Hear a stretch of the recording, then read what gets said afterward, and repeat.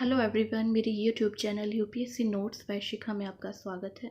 दोस्तों, अब हम आपको मध्यकालीन भारतीय इतिहास में दिल्ली सल्तनत के प्रमुख राजवंशों के विषय में जानकारी देंगे।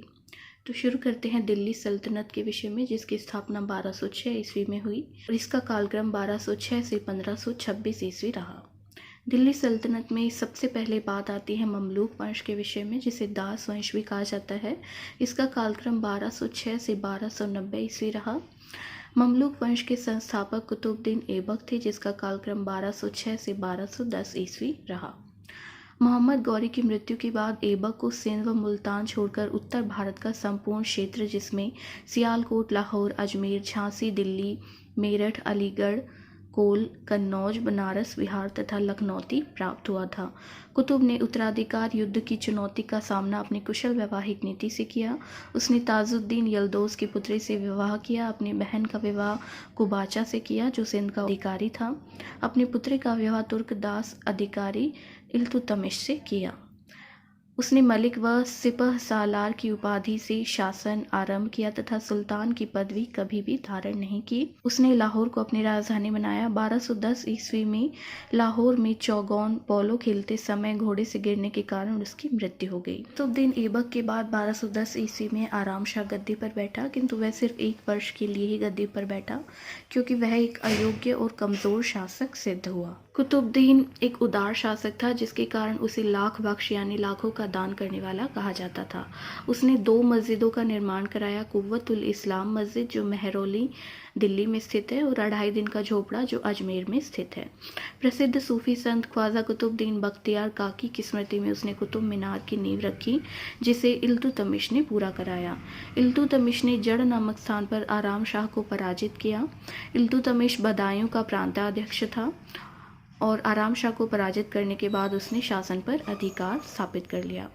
अब बात करते हैं इल्तुतमिश के विषय में, जिसका कालक्रम 1211 से 1236 ईस्वी रहा।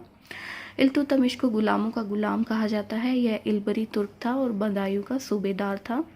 दिल्ली सल्तनत का वास्तविक संस्थापक इल्तुतमिश को माना जाता है। इसने दिल्ली को अपनी राजधानी बनाया। इसने गद्दी पर बैठने के पश्चात इसने दिल्ली के अमीरों का दमन किया, यल्दौज का दमन किया, बंगाल के विद्रोही गयासुद्दीन आजम खिलजी का दमन किया और कुबाचा का दमन किया। इल्तुतमिश ने 40 अमीरों के दल का गठन किया, जिसे तुर्कान-ए-चहलगामी या 40सा दल कहा गया। इसमें योग्य, विश्वसनीय, प्रतिभाशाली व्यक्ति थे। इसे उसने राजत्व का एक अंग बनाया। 1229 ईस्वी में बगदाद के खलीफा ने इल्तुतमिश को सुल्तान आजम की उपाधि और खिल्लत यानी सम्मान सूचक वस्त्र भिजवाई। इल्तुतमिश खलीफा से अधिकार पत्र पाने वाला दिल्ली सल्तनत का प्रथम वैधानिक सुल्तान था। सल्तनत युग के 2 महत्वपूर्ण सिक्के, चांदी का टंका और तांबे का जीतल, उसी ने आरंभ की। Doctor R.P. त्रिपाठी के अनुसार भारत में मुस्लिम संप्रभुता का वास्तविक श्री गणेश इल्तुतमिश से ही प्रारंभ होता है। उसके दरबार में तबकात नासरी के रचनाकार मिन्हाज उस-सिराज रहते थे। इल्तुतमिश ने अपनी पुत्री रजिया को उत्तराधिकारी नियुक्त किया था, किंतु अमीरों ने उसके विलासी और अयोग्य पुत्र रुकनुद्दीन फिरोज शाह को शासक बनाया। रुकनुद्दीन फिरोज शाह के बाद रजिया सुल्तान शासिका बनी, जिसका कालक्रम 1236 से 40 ईस्वी रहा। रजिया ने एक अबीसीनियाई दास जलालुद्दीन याकूत को अमीर याकूब यानी अश्वशाला का प्रमुख नियुक्त किया। रजिया के एक अमीर अल्तुनिया तबर हिंद बटिंडा का इक्तदार था। उसने विद्रोह कर दिया। रजिया ने उसे अपने साथ मिलाने के लिए उससे शादी की। रजिया की राजधानी से बाहर विद्रोह दमन के लिए जाने के दौरान जलालुद्दीन याकूत को तुर्क अमीरों ने मारकर मुइजुद्दीन बहराम शाह को गद्दी पर बैठा दिया। राज लौटने के समय कुछ षड्यंत्रकारी डाकुओं ने 1240 में रजिया की हत्या कर दी। रजिया ने 3 वर्ष 6 माह तक शासन किया। एल्फिंस्टन के अनुसार यदि रजिया स्त्री न होती तो उसका नाम भारत के महान शासकों में लिया जाता। रजिया के बाद मुइजुद्दीन बहराम शाह 1240 ईस्वी में शासक बना, जिसकी 1242 ईस्वी में हत्या कर दी गई। मुइजुद्दीन ने नए पद का सृजन किया, जिसे नायब या नायब मुमलिकात कहा जाता है, जो संपूर्ण अधिकारों का स्वामी होता था। मुइजुद्दीन बहराम शाह के बाद 1242 ईस्वी में अलाउद्दीन मसूद शाह शासक बना। बलबन नामक एक अमीर ने 1246 में इसे बंदी बनाकर इल्तुतमिश के पौत्र को सुल्तान बनाया। 1246 में नासिरुद्दीन महमूद, जिसे बलबन ने शासक बनाया, नाम मात्र का शासक था। बलबन को इसने नायब मुमलिकात बनाया और उलूग खां की उपाधि दी। बलबन ने अपनी पुत्री का विवाह सुल्तान से कराया। 1265 ईस्वी में नासिरुद्दीन महमूद शाह की मृत्यु हो गई। इसके बाद गयासुद्दीन बलबन दिल्ली सल्तनत का शासक बना, जिसका काल 1266 से 1286 ईस्वी रहा। यह भी इल्बरी तुर्क था। बचपन में मंगोलों ने पकड़कर इसे गुलामों को बेच दिया था। इल्तुतमिश के 40 दल का यह सदस्य बना था। रजिया को अपदस्थ करने वाले षड्यंत्र में इसने भाग लिया था। ताज की प्रतिष्ठा और लोगों के मन में भय को फिर से स्थापित करने के लिए बलबन ने साधारण लोगों से मिलना छोड़ दिया और राजत्व के संबंध में इसने दैवीय अधिकारों पर बल दिया। सिजदा यानी दंडवत और पाबोस यानी कदम चूमना का नियम इसने राजत्व के सिद्धांत में लागू किया। जो भी राजा से मिलता उसे इन नियमों का पालन करना होता था। अपने दरबार को ईरानी तौर तरीकों से उसने सजाया। उसने 40 दल की समाप्ति की। इल्तुतमिश के काल में निर्मित 40 अमीरों का दल बलबन के काल तक आते आते निरंकुश हो गया था और वे सुल्तान के मार्ग में बाधा बन चुके थे। इसलिए बलबन ने 40 दल की समाप्ति की। बलबन ने अपने शासनकाल के दौरान मेवातियों और बंगाल में तुगरिल खां बेग के विद्रोह का दमन किया। उलेमाओं को राजनीति से अलग किया। उलेमा जो होते थे वो शासक के प्रमुख सलाहकार होते थे। राजत्व सिद्धांत अर्थात वह नीतियां अथवा कार्य जिन्हें सुल्तान अपने प्रभुसत्ता, अधिकार एवं शक्ति को स्पष्ट करने के लिए अपनाता था। राजा की दैवीय अधिकार का उसने समर्थन किया। बलबन ने जिले इलाही यानी ईश्वर की छाया की उपाधि धारण की। ईरानी त्योहार नौरोज को मनाना आरंभ किया। उसने सैन्य का पुनर्गठन किया। जागीर भूमि नियमों का भी पुनर्गठन किया। बलबन से पूर्व तुर्की सैनिकों को सेवा के बदले जागीर देने की प्रथा प्रचलित थी, जिस कारण अधिकांश भूमि बूढ़े सैनिकों और सैनिकों की विधवाओं आदि के अधिकार में थी। बलबन ने सैनिकों की मृत्यु के बाद भूमि को राज्य के अधीनस्थ माना। सैनिकों के जीवित रहने तक इस भूमि पर उनका अधिकार मान्य कर दिया और उनकी मृत्यु के बाद भूमि राज्य के अधीनस्थ मानी गई। नए गुप्तचर विभाग बरीद ए ममालिक का गठन किया। न्याय व्यवस्था में रक्त व लौह की नीति, जिसके अंतर्गत विद्रोही व्यक्ति की हत्या कर उसकी स्त्री और बच्चों को दास बना लिया जाता था। बलबन को पुत्र शहजादा मोहम्मद की मृत्यु का सदमा लगा, जिसकी मृत्यु मंगोलों से युद्ध करते हुए हुई थी। दूसरे पुत्र बुगरा खां की सुल्तान पद से उदासीनता के कारण उसने शहजादा मोहम्मद के पुत्र कै खुसरो को अपना उत्तराधिकारी नियुक्त किया था, किंतु उसके विश्वस्तों ने बुगरा खां के अल्पवयस्क पुत्र कैकुकाबाद को सुल्तान बनाया। कैकुकाबाद को पक्षाघात से त्रस्त एक सामान्य तुर्क मलिक फिरोज खिलजी ने यमुना में फिकवा दिया और 3 महीने तक उसके पुत्र शमसुद्दीन क्यूमर्स का संरक्षण और बाद में जून 1290 में उसकी हत्या कर दी। मलिक फिरोज खिलजी सुल्तान बना। इसी के साथ ही ममलूक गुमलाम वंश का अंत हो गया और खिलजी वंश का प्रारंभ हुआ। खिलजियों के आक्रमण को विद्वानों ने खिलजी क्रांति की संज्ञा दी, अर्थात जाति व नस्ल पर आधारित शासन व्यवस्था की अब समाप्ति हो चुकी थी, क्योंकि उच्च समझे जाने वाले इल्बरी तुर्क के स्थान पर निम्न तुर्क खिलजियों ने सत्ता संभाल ली। धर्म का राजनीति से अलगाव हो गया। प्रतिभा के आधार पर अधिकारियों का चयन किया जाने लगा। खिलजी वंश की स्थापना 1290 ईस्वी में जलालुद्दीन फिरोज शाह खिलजी द्वारा की गई। खिलजी वंश का कालक्रम 1290 से 1320 ईस्वी रहा, जबकि जलालुद्दीन फिरोज खिलजी जो खिलजी वंश के संस्थापक थे उसका कार्यकाल 1290 से 96 ईस्वी रहा। जलालुद्दीन फिरोज खिलजी ने जलालुद्दीन की पदवी धारण की। यह बलबन के कार्यकाल में सेना नायक था जिसने मंगोलों का मुकाबला किया था। कैकुकाबाद के समय में इसे समाना का सूबेदार व सर-ए-जहादार यानी शाही अंगरक्षक नियुक्त किया गया था। कैकुकाबाद द्वारा इसे शाइस्त खां की उपाधि दी गई। कैकुकाबाद द्वारा निर्मित किला खेरी के महल में जलालुद्दीन ने अपना राज्याभिषेक कराया तथा किला खेरी को ही अपनी राजधानी बनाया। रक्त व लौह की नीति त्याग कर उसने उदार नीति अपनाई और जनता की इच्छा को शासन का आधार बनाया। 1292 में अब्दुल्ला के नेतृत्व में मंगोलों ने आक्रमण किया। इसी समय एक और मंगोल आक्रमण हलाकू के पौत्र उलूग खां के नेतृत्व में हुआ। जलालुद्दीन के समय 4000 मंगोल इस्लाम धर्म को स्वीकार कर दिल्ली के निकट मंगोलपुरी में बस गए व नवीन मुसलमान कहलाए। 1296 में इसी के समय अलाउद्दीन ने देवगिरी, जिसके शासक उस समय रामचंद्र देव थे, उसका सफल अभियान। जुलाई 1296 में अली गुरशास्प यानी अलाउद्दीन खिलजी ने जलालुद्दीन को कड़ा मानिकपुर में गले मिलते समय धोखे से मार डाला और दिल्ली सल्तनत का अगला शासक बना। अलाउद्दीन खिलजी, जिसका कालक्रम 1296 से 1316 ईस्वी रहा, यह जलालुद्दीन खिलजी का भतीजा और उसका दामाद था, जिसने सिकंदर ईसानी या सिकंदर द्वितीय सानी की उपाधि धारण की, और अक्टूबर 1296 में उसने दिल्ली में राज्याभिषेक कराया और दिल्ली को अपनी राजधानी बनाया। उसने उत्तर व दक्षिण के अभियान किए। उत्तर भारत के अभियानों में सर्वप्रथम उसने गुजरात पर आक्रमण किया। 1298-1299 ईस्वी में समय गुजरात का शासक रायकर्ण था। उलूग खां व नुसरत खां के नेतृत्व में अलाउद्दीन खिलजी ने यह आक्रमण कराया। रायकर्ण ने देवगिरी के शासक रामचंद्र देव के यहाँ शरण ली। सुल्तान की सेना ने सूरत सहित कई नगरों और सोमनाथ मंदिर को भी लूटा। खंबात बंदरगाह पर आक्रमण के समय एक हिंदू किन्नर मलिक काफूर को नुसरत ने खरीद लिया, जिसे 1000 दिनारी भी कहा जाता है, और भेंट स्वरूप अलाउद्दीन खिलजी की सेवा में उपस्थित किया।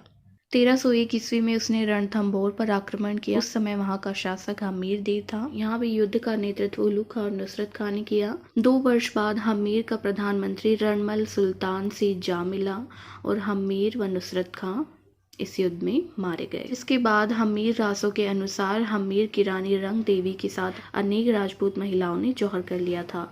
1303 ईस्वी में अलाउद्दीन ने चित्तौड़ की विजय की। उस समय वहां का शासक राणा रतन सिंह था। माना जाता है कि चित्तौड़ की रानी पद्मिनी की सुंदरता से प्रभावित होकर अलाउद्दीन ने चित्तौड़गढ़ पर आक्रमण किया। मलिक मोहम्मद जायसी द्वारा रचित पद्मावत में इसकी जानकारी मिलती है। इस युद्ध का नेतृत्व अमीर खुसरो ने किया। इसी दौरान मंगोल तारगी बेग ने दिल्ली में सुल्तान की अनुपस्थिति का लाभ उठाकर चढ़ाई कर दी, किंतु अलाउद्दीन ने चित्तौड़गढ़ की घेराबंदी नहीं तोड़ी। 7 माह बाद चित्तौड़गढ़ की राजा ने आत्मसमर्पण कर दिया। चित्तौड़ विजय के बाद अलाउद्दीन ने यहाँ का शासक अपने बेटे खिज्र खां को नियुक्त किया और चित्तौड़ का नाम खिजराबाद कर दिया। 1303 में काकतीय शासकों की सेना ने अलाउद्दीन खिलजी की सेना को वारंगल में परास्त किया था। 1305 ईस्वी में अलाउद्दीन खिलजी ने मालवा की विजय की। उस समय यहाँ का शासक महलक देव था। यहाँ पर आक्रमण करने का कारण था इन्होंने अलाउद्दीन की अधीनता स्वीकार नहीं की थी, जबकि चित्तौड़गढ़ की विजय के बाद काफ़ी राजपूत राज्यों ने अलाउद्दीन खिलजी की अधीनता स्वीकार कर ली थी। इस युद्ध में अलाउद्दीन खिलजी की सेना का नेतृत्व मुल्तान के सूबेदार आइन उल मुल्क ने किया। मालवा के बाद उज्जैन, मांडू, धार, चंदेरी तथा जालोर पर भी सुल्तान का अधिकार हो गया। 1308 ईस्वी में मारवाड़ की विजय की। उस समय यहाँ का शासक परमार राजपूत शासक शीतल देव था। कमालुद्दीन गुर्ग को सीवान मारवाड़ का शासक नियुक्त किया गया। विजय के पश्चात जालोर की विजय 1311 ईस्वी में की। यहाँ का शासक उसमें कान्हन देव था। जालोर की विजय ने अलाउद्दीन की राजस्थान की विजय को पूर्ण कर दिया। इसके बाद अलाउद्दीन ने दक्षिण भारत की विजय अभियान शुरू की। उत्तर भारत की अपेक्षा यहाँ अप्रत्यक्ष शासन स्थापित किया। यह मध्य युग का पहला शासक था जिसने विंध्य पार किया। इसका उद्देश्य दक्षिण भारत की अथाह संपत्ति को हासिल करना था। दक्षिण भारत के अभियानों का नेतृत्व मलिक काफूर ने किया। दक्षिण भारत की विस्तृत जानकारी वर्णीकृत तारीख फिरोजशाही तथा अमीर खुसरो की रचना खज़ाइन उल फुतूह व इसामी की रचना फुतूह उस सलातीन से मिलती है। सर्वप्रथम उसने 1307 या 8 ईस्वी में देवगिरी पर आक्रमण किया। 1296 में सुल्तान बनने से पहले अलाउद्दीन ने देवगिरी को पराजित किया था। कालांतर में रामचंद्र देव ने सुल्तान को कर देना बंद कर दिया था। वह गुजरात के शासक को शरण दी थी। प्रतिक्रिया स्वरूप 1307 या 8 ईस्वी में मलिक काफूर को देवगिरी पर आक्रमण के लिए भेजा। काफूर ने रामचंद्र देव को पराजित कर दिल्ली भेज दिया, जहां अलाउद्दीन ने उसे राय रायन की उपाधि दी। तेलंगाना वारंगल की विजय 1309 या 10 ईस्वी में हुई। यहाँ पर भी सेना का नेतृत्व काफूर ने किया। तेलंगाना की विजय में देवगिरी के राजा की सहायता भी प्राप्त हुई थी। यहाँ का शासक रुद्रदेव था। पराजित होकर उसने सुल्तान की अधीनता स्वीकार की और वार्षिक कर देना स्वीकार किया। तेलंगाना के काकतीय वंशी शासक रुद्रदेव ने अपनी सोने की मूर्ति बनवा उसके गले में सोने की जंजीर डालकर आत्मसमर्पण हेतु काफूर के पास भेजी। इसी समय प्रताप रुद्रदेव ने काफूर को प्रसिद्ध कोहिनूर हीरा दिया था। पांड्य राज्य की विजय 1311 ईस्वी में की। यहाँ पर इस समय सुंदर पांड्य व वीर पांड्य भाइयों के बीच गृहयुद्ध चल रहा था। सुंदर पांड्य ने अलाउद्दीन से सहायता मांगी और 1311 ईस्वी में काफूर को आक्रमण के लिए अलाउद्दीन ने भेजा।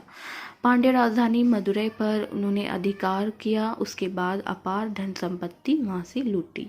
देवगिरी पर पुनः आक्रमण 1313 ईस्वी में किया गया। यहाँ पर उस समय राजा रामचंद्र देव के बाद उसके पुत्र शंकर देव या सिंघन देव शासक बने, जिसने कर देना बंद कर दिया था। मलिक काफूर को आक्रमण के लिए भेजा गया। शंकर देव मलिक काफूर द्वारा मारा गया और यहाँ भी इन्होंने काफ़ी संपत्ति लूटी। अब बात करते हैं अलाउद्दीन की मंगोल नीति के विषय में। मंगोल मध्य एशिया की एक जाति थी जो अपनी बर्बरता के लिए कुख्यात थी। वह न केवल विजय क्षेत्रों को लूटते थे बल्कि उसको तहस नहस भी कर जाते थे। मंगोलों की नज़र भारत की समृद्धता पर भी थी तथा इसे प्राप्त करने के उद्देश्य से मंगोलों ने भारत की उत्तर पश्चिमी सीमा से तत्कालीन दिल्ली सल्तनत के साम्राज्य पर कई बार हमले किए। इसी क्रम में 1296 से 1707 या 8 के बीच मंगोलों ने अलाउद्दीन खिलजी के साम्राज्य पर कुल 7 बार आक्रमण की। अलाउद्दीन ने सफलतापूर्वक 7 बार मंगोलों को पराजित किया तथा दिल्ली सल्तनत को सुरक्षित बनाए रखा। मंगोलों से निपटने के लिए अलाउद्दीन ने न केवल सैन्य आक्रामकता का सहारा लिया बल्कि सामरिक महत्व के क्षेत्रों पर सुरक्षा के इंतजाम भी किए। उत्तर पश्चिमी सीमा के लिए अलाउद्दीन ने पृथक व स्थायी सैन्य टुकड़ी को तैयार किया तथा दीपालपुर व मुल्तान जैसे सीमांत क्षेत्रों की सुरक्षा मजबूत की। साथ ही उसने अपने कुशल सेनापतियों जैसे जफर खां, गाजी मलिक इत्यादि को मंगोलों के विरुद्ध सैन्य अभियान में लगाया। इसके अतिरिक्त अलाउद्दीन ने मंगोलों से सुरक्षा हेतु अनेक पुराने किलों की मरम्मत कराई तथा 1304 ईस्वी में सिरी को अपनी राजधानी बनाकर उसकी किलेबंदी की। इस प्रकार अलाउद्दीन ने सफलतापूर्वक दिल्ली सल्तनत को मंगोलों की बर्बरता से बचाया। बात करते हैं अलाउद्दीन द्वारा किए गए सुधारों के विषय में। शासन का केंद्रीकरण अलाउद्दीन का एक प्रमुख सुधार था। प्रथम सुल्तान जिसने उलेमा वर्ग की उपेक्षा करते हुए धर्म पर राज्य का नियंत्रण स्थापित किया और स्वयं को यामिनी उल खिलाफत नासरी अमीर उल मोमिनीन कहा। अलाउद्दीन निरंकुशता में विश्वास करता था। उसने अमीरों का दमन कर साधारण लोगों को उच्च पदों पर नियुक्त किया तथा अपनी सहायता हेतु मंत्री परिषद की नियुक्ति की, जिन्हें सुल्तान की ही आज्ञा का पालन करना होता था। अब बात करते हैं अलाउद्दीन की न्याय व्यवस्था के विषय में। अलाउद्दीन ने परिस्थिति के अनुसार नियमों में बदलाव को उचित माना। उसने जो दंड विधान बनाए वो अत्यधिक कठोर थे। मृत्युदंड व अंग भंग दंड का प्रावधान था। सर्वोच्च न्यायिक शक्ति जो थी वो सुल्तान में केंद्रित थी। सुल्तान के बाद सदर जहां या काजी उल गुजात होता था, जिसके नीचे नायब काजी होता था। ईश्वरी प्रसाद के अनुसार वह भाईचारे व पारिवारिक संबंधों की भी चिंता नहीं करता था और बिना किसी भेदभाव के दंड दिया करता था। अब बात करते हैं सैन्य सुधारों के विषय में। पहला सुल्तान जिसने स्थायी सेना की व्यवस्था की राजधानी में और सेना भर्ती हेतु एक मंत्री आरिज़ मुमालिक की नियुक्ति की और सैनिक योग्यता के आधार पर भर्ती किए जाते थे, न कि वंश अथवा जाति के आधार पर।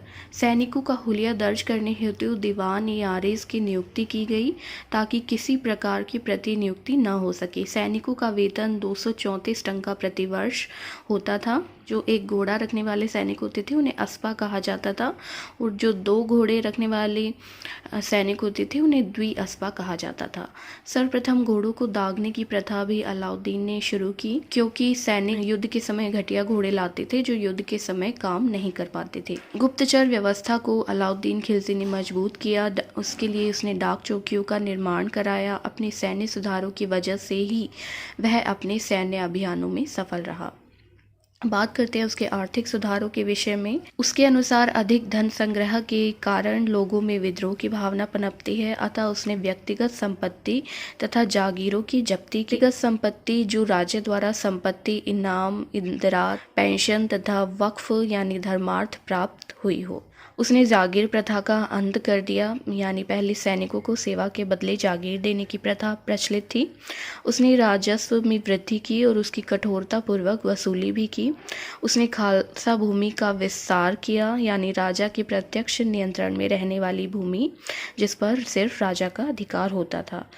उसने हिंदुओं से भूकर उपज का 50% वसूल किया, जबकि मुसलमानों से 1/4 कर ही वो वसूलता था। गैर मुसलमानों पर उसने 4 प्रकार के कर लगाए। जजिया कर, खराज कर, घरी कर और चरी कर शामिल था। जजिया कर अर्थात गैर मुस्लिमों से संरक्षित प्रजा की हैसियत से लिया जाता था, या फिर जजिया कर एक प्रकार का धार्मिक कर भी कहा जाता है। खराज जो होता था वो भूमि कर होता था। घरी जो गृह कर, चरी यानी चारागाह कर, ये दुधारू पशुओं पर लगता था। ज़कात मुसलमानों से लिए जाने वाला धार्मिक कर था। खुम्स जो होता था वो युद्ध में लूटा हुआ माल होता था, यानी लूट का माल होता था, जिसका 5वां भाग सैनिकों को मिलता था और 4 भाग जो थे वो राज्य को प्राप्त होते थे। आर्थिक सुधार में सबसे महत्वपूर्ण था, उसके आर्थिक सुधारों में सबसे महत्वपूर्ण था मसाहत यानी भूमि मापन कराना। उसने दीवान मुस्तखराज विभाग की स्थापना की, जिसमें एक भूमि मापन का अधिकारी होता था। अब बात करते हैं उसकी बाजार नियंत्रण नीति के विषय में। उसने वस्तुओं के मूल्य को स्थायी कर दिया और अत्यंत कम भी कर दिया, यानी जो जीवन निर्वाह के लिए आवश्यक वस्तुएं होती थी उसके मूल्य को उसने सदा के लिए स्थायी कर दिया और उनका मूल्य भी अत्यंत कम कर दिया। सामान के वितरण हेतु उसने दिल्ली में बाज़ारों की व्यवस्था की, जिसमें सराय अदल सरकारी सहायता प्राप्त बाजार होता था। दीवान रियासत दिल्ली में आकर व्यापार करने वाले व्यापारियों का पंजीकरण यहाँ पर किया जाता था। सदर रियासत यानी बाजार संचालन व्यवस्था का अधिकारी होता था, सर्वोच्च अधिकारी। शहनाई मंडी जो होता था वो बाजार का दारोगा होता था। अलाउद्दीन को सार्वजनिक वितरण प्रणाली का जनक कहा जाता है। अनाज के भंडारण हेतु उसने गोदाम बनवाए, जिन्हें केवल आपातकालीन परिस्थितियों में ही खोला जाता था। राशन की व्यवस्था भी लागू की गई थी। अकाल के समय प्रत्येक घर को आधा मण अनाज प्रतिदिन दिया जाता था। सदर ए रियासत यानी बाजार संचालन व्यवस्था का जो सर्वोच्च अधिकारी था, उसके अधीन 3 अधिकारी थे, शहना, बरीद और मुन्हिया। शहना निरीक्षक को कहा जाता था, बरीद गुप्तचर अधिकारी को और मुन्हिया गुप्तचर होते थे। 1316 में अलाउद्दीन की मृत्यु के बाद शिहाबुद्दीन उमर और कुतुबुद्दीन मुबारक शाह खिलजी व नासिरुद्दीन खुसरो शाह जैसे अयोग्य शासक बने। कुतुबुद्दीन मुबारक शाह खिलजी पहला सुल्तान था जिसने अपने आप को खलीफा घोषित किया। उसने देवगिरी की पुनर्विजय की, बाद में विलासी हो गया और स्त्रियों की पोशाकें पहनने लगा। कुतुबुद्दीन मुबारक शाह खिलजी की हत्या करके खुसरो शाह नासिरुद्दीन खुसरो शाह शासक बना, जिसने स्वयं को पैगंबर का सेनापति कहा। गयासुद्दीन तुगलक ने अंतिम खिलजी शासक की हत्या करके तुगलक वंश की नींव डाली। वास्तुकला की खिलजी शैली को सेल्जुक शैली कहा जाता है, जिसमें लाल बलुआ पत्थर का प्रयोग किया जाता था। इसे मेहराब शैली भी कहते हैं। फॉर एग्जाम्पल अलाउद्दीन द्वारा निर्मित अलाई दरवाज़ा जो दिल्ली में है और सिरी का किला। अब बात करते हैं तुगलक वंश के विषय में, जिसका कालक्रम 1320 से 1414 ईस्वी रहा है। इसके संस्थापक गयासुद्दीन तुगलक शाह थे, जिसका कालक्रम 1320 से 25 ईस्वी रहा है। गयासुद्दीन तुगलक को गाजी मलिक भी कहा जाता था। इनके पिता कराना तुर्क यानी बलबन का तुर्क दास था और माता पंजाब की एक जाट महिला थी। अलाउद्दीन खिलजी के कार्यकाल में यह सैन्य अभियानों का अध्यक्ष था और दीपालपुर का राज्यपाल था। मंगोलों को पराजित करने के कारण उसने मलिक उल गाजी के नाम से प्रसिद्धि प्राप्त की। 3 सितंबर 1320 में दिल्ली की गद्दी पर बैठा और गाजी यानी काफिरों का घातक की उपाधि उसने धारण की। गयासुद्दीन के शासन पर बैठने के बाद उसके समक्ष चुनौतियां थीं।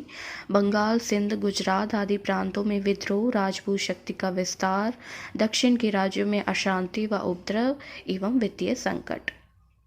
गयासुद्दीन ने सर्वप्रथम सामंतों से अपनी सत्ता की पुष्टि कराई, उलेमाओं का समर्थन मांगा। सामंतों व उलेमाओं की शक्ति में वृद्धि व निरंकुश राजतंत्र की परंपरा दुर्बल हुई। गयासुद्दीन ने तुगलकाबाद नामक नगर बसाया। वास्तुकला की तुगलक शैली का आरंभ इसके मकबरे के निर्माण से हुआ। 1321 में गयासुद्दीन के पुत्र जौना खां का वारंगल के शासक प्रताप रुद्र देव के विरुद्ध अभियान हुआ, जो असफल रहा। 1322 से 23 ईस्वी में पुनः वारंगल पर सफल अभियान किया और उसका दिल्ली में विलय कर लिया। वारंगल का नया नाम सुल्तानपुर रखा गया। 1324 में उसने बंगाल पर विजय की। बंगाल विजय से लौटते वक्त उत्तरी बिहार के मिथिला की हर सिंह देव को भी उसने पराजित किया और तिरहुत के क्षेत्र पर नियंत्रण स्थापित कर लिया।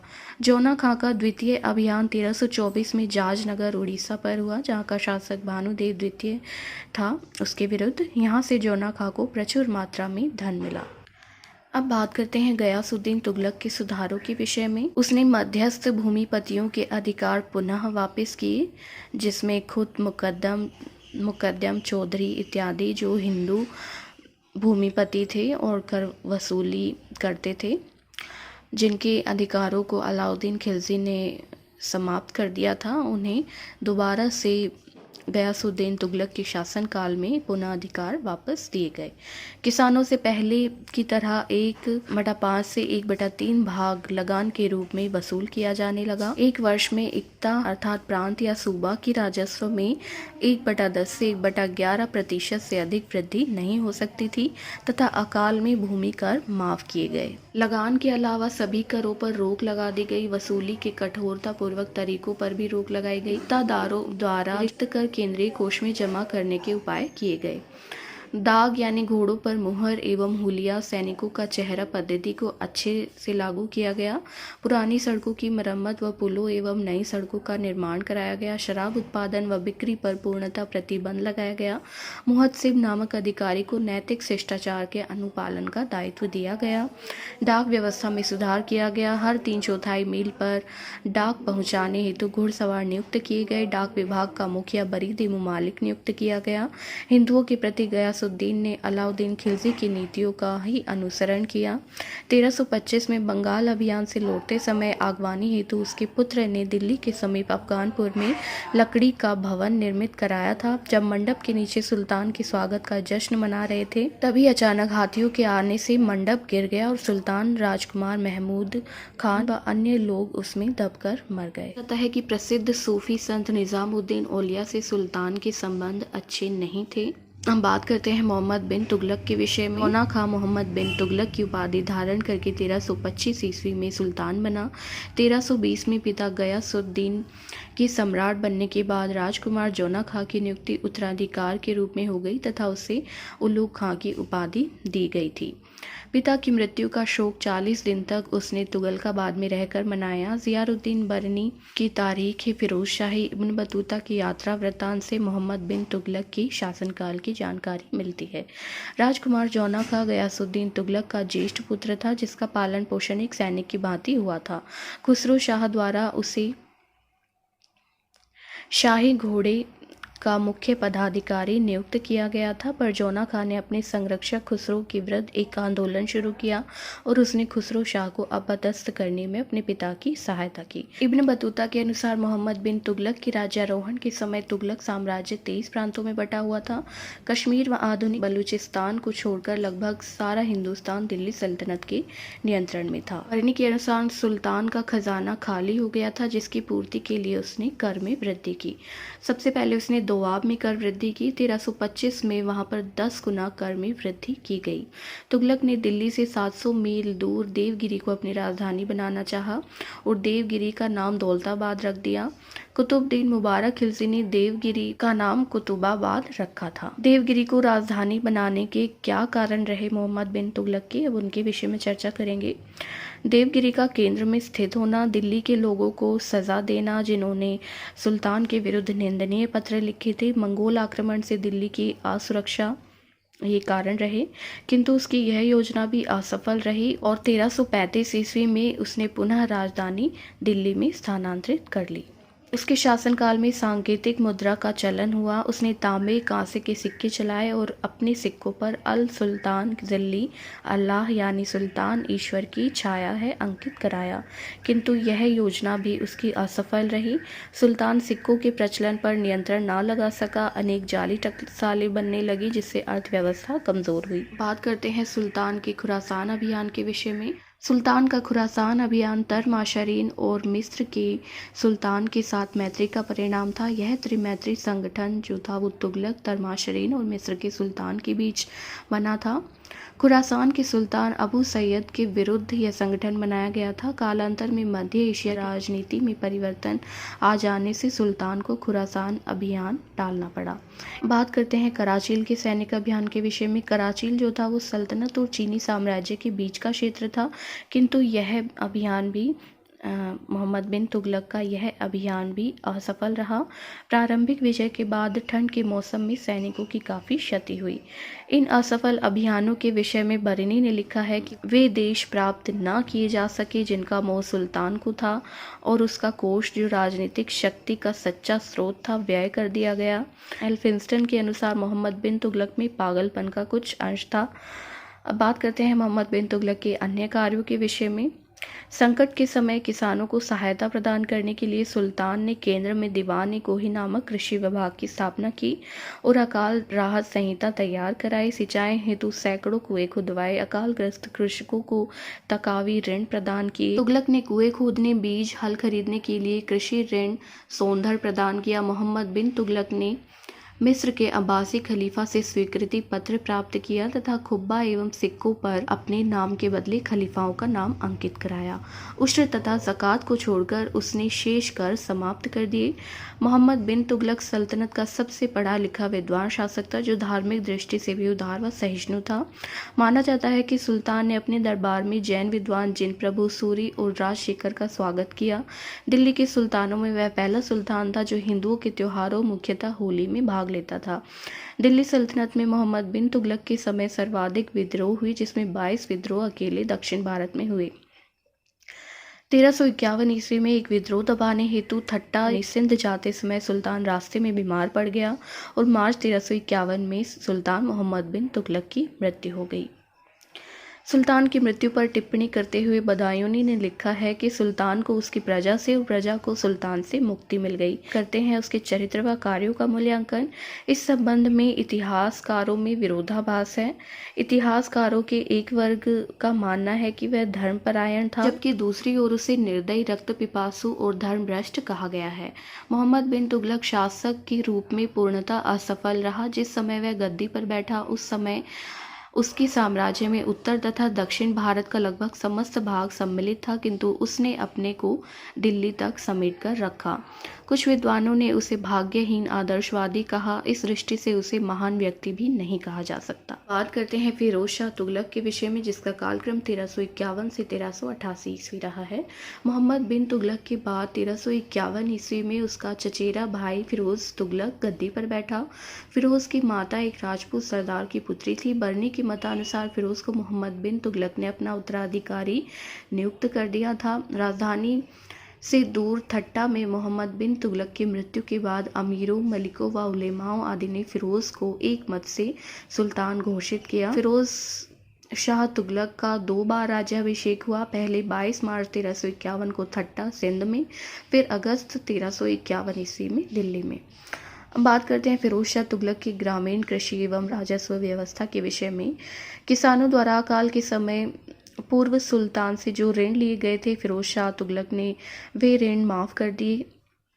पदाधिकारियों के वेतन में वृद्धि की तथा किसानों के कर भार को हल्का करने के लिए सूबेदारों द्वारा दी जाने वाली भेंट की प्रथा को समाप्त कर दिया।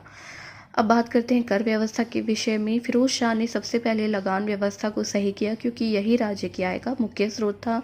सबसे पहले राज्य की आमदनी का प्रमाणिक विवरण तैयार करने के लिए ख्वाजा हिसामुद्दीन को नियुक्त किया, जिसने लगान की आमदनी को 6 करोड़ 78 लाख टंका निर्धारित किया। भू राजस्व की दर 1/3 से 1/5 कर दी गई। फिरोज शाह ब्राह्मणों पर जजिया कर लगाने वाला प्रथम मुस्लिम शासक था। 24 प्रकार के अतिरिक्त करों अबवाब को समाप्त कर दिया गया, जिसमें अलाउद्दीन खिलजी द्वारा प्रारंभ किए गए घरई और चरई कर भी शामिल थे। 4 महत्वपूर्ण कर जारी किए गए, जिनकी अनुमति शरीयत में भी दी गई थी। खराज कर, जजिया, ज़कात और खुम्स। खराज जो था वो भूमि कर था, जजिया ब्राह्मणों पर लगाया जाने वाला धार्मिक कर था, ज़कात दान संबंधी और खुम्स युद्ध संबंधी। इसके अतिरिक्त हक शर्ब यानी सिंचाई कर भी लगाया गया, जिसकी दर 1/10 या 10% थी।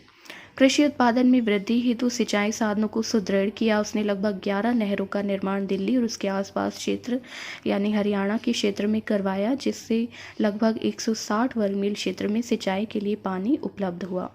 कुएं व जलाशयों के निर्माण से अन्य भागों में सिंचाई हेतु जल उपलब्ध हुआ। फिरोज द्वारा बनवाई गई नहरों में उलूग खानी तथा रजवाही सर्वाधिक प्रसिद्ध थी।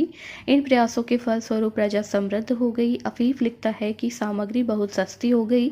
उसके पूरे 40 वर्षों के शासनकाल में लोगों ने अकाल नहीं देखा। अब बात करते हैं उद्योग व कारखाने के विषय में। फिरोज शाह ने राज्य की आय में वृद्धि के लिए नई नीति अपनाई। उसने 1200 फलों के बाग लगवाए, जिससे राज्य को 1,80,000 टन का प्रति वर्ष अतिरिक्त आय प्राप्त हुई। राज परिवार के उपभोग में आने वाली आवश्यक वस्तुओं व विलासिता की वस्तुओं के उत्पादन के लिए 36 शाही कारखानों की स्थापना करवाई, जो राज्य के द्वारा संचालित होते थे। अब बात करते हैं फिरोज शाह तुगलक के सैन्य अभियानों के विषय में। फिरोज का शासनकाल अमीरों, सेना व उलेमाओं के प्रति तुष्टीकरण का था। फिरोज शाह तुगलक ने अपनी सत्ता उन्हीं प्रदेशों में बरकरार रखने की कोशिश की जिस पर आसानी से केंद्रीय नियंत्रण किया जा सके। अतः उसने दक्षिण भारत और दक्कन पर फिर से अपना अधिकार स्थापित करने का प्रयास नहीं किया। फिरोज शाह के समय बंगाल दिल्ली सल्तनत के नियंत्रण से बाहर हो गया था। हालांकि उसने बंगाल पर 2 बार अभियान किया, किंतु दोनों बार वह असफल रहा। 1360 ईस्वी में जाजनगर के शासक पर चढ़ाई की और वहां उसने मंदिरों, विशेषकर जगन्नाथ मंदिर आदि को लूटा और उसे नष्ट कर दिया। वहां से काफ़ी धन लूटा, किंतु उड़ीसा को सल्तनत में मिलाने की कोशिश नहीं की। 1365 ईस्वी में कांगड़ा, जो हिमाचल में स्थित है, का सफल अभियान किया। इसमें ज्वालामुखी मंदिर से अनेक संस्कृत रचनाएं पांड्य लिपियों के रूप में प्राप्त हुई। फिरोज शाह का अंतिम सैन्य अभियान थट्टा में हुआ, जहां भी उसे कोई सफलता नहीं मिली। अब बात करते हैं फिरोज शाह तुगलक के अन्य कार्यों के विषय में। फिरोज शाह ने अपनी आत्मकथा फुतुहात-ए-फिरोज शाही लिखी थी। किसानों पर लगे तकावी ऋण को उसने माफ कर दिया। उसने कुछ विभागों की स्थापना की, जैसे दारुल शफा यानी राजकीय अस्पताल, दीवान खैरात, गरीबों के लिए दान विभाग, लोक निर्माण विभाग, नवीन नगरों की स्थापना हेतु दफ्तर रोजगार यानी बेरोजगारों के लिए विभाग।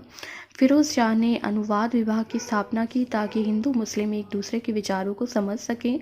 दासों के लिए एक पृथक विभाग दीवान बंदगान की स्थापना की। इसके दरबार में दासों की संख्या सर्वाधिक थी। फिरोज शाह द्वारा फतेहाबाद, हिसार, फिरोजपुर, जौनपुर और फिरोजाबाद नामक नगर बसाए गए थे। फिरोज शाह तुगलक ने कुतुब मीनार की मरम्मत कराई। फिरोज शाह ने अधा और बिक नामक आधे तथा चौथाई पीतल में तांबे व चांदी मिश्रित 2 सिक्के चलवाए। सैनिकों के प्रति उसने उदारता की नीति अपनाई। उसने खुम्स की प्रचलित दर में परिवर्तन करके सैनिकों को 80% भाग देना प्रारंभ किया।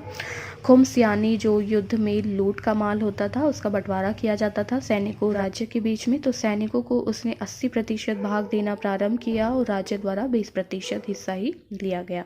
फिरोज शाह ने अशोक के 2 स्तंभों को मेरठ व टोपरा से दिल्ली लाया गया। टोपरा स्तंभ को फिरोजाबाद की मस्जिद के निकट पुनः स्थापित कराया गया और मेरठ स्तंभ को दिल्ली में कुश्ती शिकार महल के सामने स्थापित कराया। बात करते हैं फिरोज शाह तुगलक के उत्तराधिकारियों के विषय में। फिरोज शाह की मृत्यु 1388 ईस्वी में हुई। इसके बाद उसके उत्तराधिकारी जो शासक बने वो अयोग्य स्थापित हुए, जिनमें तुगलक शाह द्वितीय, अबू बकर, मोहम्मद शाह और नासिरुद्दीन महमूद शाह थे। नासिरुद्दीन महमूद शाह के शासनकाल में यानी 1398 से 99 ईस्वी में समरकंद के शासक तैमूर लंग ने दिल्ली पर आक्रमण करके तुगलक साम्राज्य को तहस नहस कर दिया। तैमूर के आक्रमण के समय महमूद शाह जो था वो दिल्ली छोड़कर भाग गया और 1405 ईस्वी में जब तैमूर की मृत्यु हो गई, उसके बाद वह दिल्ली लौटा। नासिरुद्दीन के शासनकाल में जौनपुर, गुजरात व मालवा दिल्ली से पूर्णतः स्वतंत्र हो गए थे। फिरोज शाह तुगलक का मूल्यांकन। समकालीन इतिहासकारों द्वारा फिरोज शाह तुगलक को मध्यकालीन भारत का पहला कल्याणकारी निरंकुश शासक कहा गया। उसके आर्थिक सुधारों से राज्य की स्थिति सुदृढ़ हुई तथा कल्याणपरक कार्यों से सुल्तान की पद की प्रतिष्ठा बढ़ी। फिरोज शाह की अत्यधिक तुष्टीकरण की नीति ने साम्राज्य का पतन अवश्यम भावी बना दिया। एल्फिंस्टन ने फिरोज को सल्तनत युग का अकबर कहा। बात करते हैं सैयद एवं लोदी वंश। इसका कालक्रम 1414 से 1521 ईस्वी रहा। 1414 ईस्वी में खिज्र खान ने दौलत खां को पराजित कर दिल्ली पर अधिकार कर लिया और एक नए वंश सैयद वंश की नींव रखी। इस काल में ना तो खिलजी काल की तरह साम्राज्य विस्तार के क्षेत्र में उल्लेखनीय प्रगति हुई और ना ही तुगलक काल की तरह व्यापक प्रशासनिक सुधार। सैयद वंश के पश्चात लोदी वंश की स्थापना हुई। इस वंश का संस्थापक बहलोल लोदी था। पहले बात करते हैं सैयद वंश के विषय में, जिसका संस्थापक खिज्र खां था और इसका कालक्रम 1414 से 1451 ईस्वी रहा। सैयदों के 37 वर्ष के शासनकाल में कुल 4 शासक हुए। सबसे पहले बात करते हैं खिज़्र खां के विषय में। खिज़्र खां सैयद वंश का संस्थापक होने के साथ साथ सैयद वंश का सबसे प्रतापी शासक भी था। तारीख़ मुबारक शाही में खिज़्र खां को सैयद बताया गया है। सैयद अर्थात पैगंबर मोहम्मद सल्लल्लाहु अलैहि वसल्लम के वंशज। खिज़्र खां जो था वो मुल्तान के गवर्नर मलिक सुलेमान का पुत्र था। सुलेमान की मृत्यु के बाद खिज़्र खां को मुल्तान का गवर्नर नियुक्त किया गया। फ़िरोज़ तुगलक ने खिज़्र खां को मुल्तान की जागीर दे रखी थी, किंतु जब फ़िरोज़ की मृत्यु हो गई उसके बाद वहाँ पर अव्यवस्था फैली। किंतु जब फ़िरोज़ शाह तुगलक की मृत्यु हो गई उसके बाद अव्यवस्था फैली तो मल्लू इकबाल के भाई सारंग खान ने खिज़्र खां को घेर लिया और बंदी बना लिया। खिज़्र खां जल्दी ही उसके चंगुल से निकलकर भाग गया और 1398 ईस्वी में तैमूर के भारत आक्रमण में खिज़्र खां ने उसकी सहायता की। परिणाम स्वरूप तैमूर ने भारत वापसी पर उसे मुल्तान, लाहौर, दीपालपुर का सूबेदार नियुक्त किया। तत्पश्चात 1414 ईस्वी में वह दिल्ली की राजगद्दी पर बैठा। अब बात करते हैं 1414 ईस्वी में भारत की स्थिति के विषय में। 1414 ईस्वी में जब खिज़्र खां सुल्तान बना उस समय राजधानी में सत्ता के लिए कई शक्तियां संघर्ष कर रही थी। दोआब, इटावा, कटिहार, कन्नौज व बदायूं के सरदार केंद्रीय सरकार की शक्ति को चुनौती दे रहे थे। जौनपुर, मालवा और गुजरात दिल्ली के आधिपत्य से मुक्त हो चुके थे और वे भी आपस में लड़ रहे थे। खिज़्र खां का शासन 1414 से 21 ईस्वी रहा है। शासक बनने के पश्चात उसने सुल्तान की उपाधि धारण नहीं की, बल्कि खुद को रैयत आला कहा, अर्थात तैमूर का मातहत। खिज़्र खां ने सिक्कों पर तुगलक सुल्तानों के नाम रहने दिए और नए सिक्कों पर उसने तैमूर व उसके पुत्र शाहरुख मिर्ज़ा का नाम अंकित कराया। इसका शासनकाल क्षेत्रीय राजवंशों के उदय और चुनौतियों में ही बीत गया। इतिहासकार फरिश्ता ने इसे न्यायप्रिय व उदार शासक बताया। 7 वर्ष शासन करने के पश्चात मई 1421 ईस्वी में इसकी मृत्यु हो गई। इसके बाद मुबारक शाह शासक बना, जिसका कालक्रम 1421 से 34 ईस्वी रहा है। यह खिज़्र खां का पुत्र था जो सुल्तान की उपाधि धारण कर शासक बना। यह एक योग्य सेनाध्यक्ष था। इसने अनेक विद्रोहों का दमन किया। मुबारक शाह ने खुतबा पढ़वाया और अपने नाम से सिक्के चलवाए। साथ ही वह सिक्कों से तैमूर और उसके वंशजों के शासकों के नाम हटवा दिए। उसने सिक्कों पर अपना नाम मुइज़ुद्दीन मुबारक शाह खुदवाया। यमुना नदी के किनारे मुबारकाबाद की स्थापना की तथा तारीख़ मुबारक शाही के लेखक याहिया बिन अहमद सरहिंदी को संरक्षण प्रदान किया। फरवरी 1400 ईस्वी में मुबारक शाह की हत्या कर दी गई। अब बात करते हैं मोहम्मद शाह के विषय में, जिसका कार्यकाल 1434 से 1445 ईस्वी रहा। मुबारक शाह का कोई पुत्र नहीं था। सरवर उल मुल्क के नेतृत्व में अमीरों और सरदारों ने मोहम्मद शाह को गद्दी पर बैठाया, जो उसके भाई फरीद खां का पुत्र था। मोहम्मद शाह की हत्या में प्रमुख भूमिका निभाने वाली सरवर उल मुल्क को दंड की बजाय सुल्तान ने उसे वजीर का पद दिया। मोहम्मद शाह के काल में वास्तविक शक्ति सरवर उल मुल्क के पास ही थी। सरवर उल मुल्क द्वारा अपने विरोधियों को नष्ट करने के प्रयास के कारण अमीर वर्ग उसके विरुद्ध हो गया, जिसके कारण सल्तनत में अराजकता का वातावरण फैलने लगा। सुल्तान ने अमीरों की सहायता से सरवर उल मुल्क की हत्या करवा दी, किंतु अभी भी विद्रोही शक्तियां दिल्ली में अराजकता फैला रही थी। दिल्ली सल्तनत पर मालवा के शासक महमूद खिलजी ने आक्रमण किया, किंतु बहलोल लोदी, जो कि सरहिंद पंजाब का अफगान राज्यपाल था, उसकी सहायता के कारण दिल्ली सल्तनत आक्रमण से बच गई। सुल्तान मोहम्मद शाह ने बहलोल लोदी का सम्मान किया और उसे अपना पुत्र कहकर पुकारा तथा उसे खाना की उपाधि से विभूषित किया। 1445 ईस्वी में मोहम्मद शाह की मृत्यु हो गई। यह एक असफल शासक सिद्ध हुआ। इसके समय से ही सैयद वंश का पतन आरंभ हो गया। इसके बाद अलाउद्दीन आलम शाह शासक बना, जिसका कार्यकाल 1445 से 51 ईस्वी रहा। मोहम्मद शाह का पुत्र अलाउद्दीन आलम शाह की उपाधि धारण कर 1445 ईस्वी में गद्दी पर बैठा। वह इस वंश का अंतिम शासक था, जो कि पूर्णतः अयोग्य सिद्ध हुआ। 1447 ईस्वी में आलम शाह बदायूं गया। उसे यह इतना अच्छा लगा कि दिल्ली की बजाय उसने वहीं रहना पसंद किया। दिल्ली से आलम शाह के चले जाने के पश्चात उन लोगों के बीच संघर्ष छिड़ गया जो शासन चला रहे थे। अंततः दिल्ली संभालने के लिए बहलोल लोदी को आमंत्रित किया गया। ऐसा माना जाता है कि अलाउद्दीन को बहलोल के दिल्ली आगमन और सिंहासनारोहण पर कोई आपत्ति नहीं थी। आलम शाह 1476 ईस्वी में अपनी मृत्यु के समय तक बदायूं में ही रहा। अप्रैल 1451 में बहलोल लोदी का सिंहासनारोहण हुआ। इस तरह बहलोल लोदी ने दिल्ली सल्तनत में प्रथम अफगान वंश की नींव डाली। करते हैं सैयद वंश का मूल्यांकन। अपने 37 वर्षों के कार्यकाल में सैयदों ने खिलजियों की तरह ना तो क्षेत्र विस्तार किया, ना ही धन प्राप्त किया और ना ही तुगलकों की तरह आंतरिक प्रशासन को सुदृढ़ किया। सैयद काल में दिल्ली सल्तनत का क्षेत्र और भी छोटा हो गया। इस प्रकार उन्होंने कोई उपलब्धि हासिल नहीं की जिससे इतिहास में उन्हें याद रखा जाए या उनका सम्मान किया जाए। अब बात करते हैं लोदी वंश के विषय में। सल्तनत युग में दिल्ली के सिंहासन पर राज्य करने वाले राजवंशों में यह अंतिम वंश है। बहलोल लोदी द्वारा दिल्ली सल्तनत में प्रथम अफगान वंश लोदी वंश की नींव रखी गई। बहलोल लोदी, जिसका कार्यकाल 1451 से 89 ईस्वी रहा, बहलोल लोदी अराजकता और विद्रोह की परिस्थितियों में दिल्ली का शासक बना, परंतु वह दूरदर्शी, बुद्धिमान और कूटनीतिज्ञ था। बहलोल सुल्तान बनने से पूर्व सरहिंद का सूबेदार था। सुल्तान बनने के बाद अफगान साथियों से बंधुत्व का व्यवहार कर उसने अपने तंत्र में ही चल रहे षड्यंत्रों की परंपराओं को कम करने की कोशिश की। बहलोल लोदी लोदियों की एक महत्वपूर्ण जनजाति शाहू खेल से संबंधित था तथा उसने तुर्की शासन की जगह कबीलाई अफगानी शासन को बढ़ावा दिया।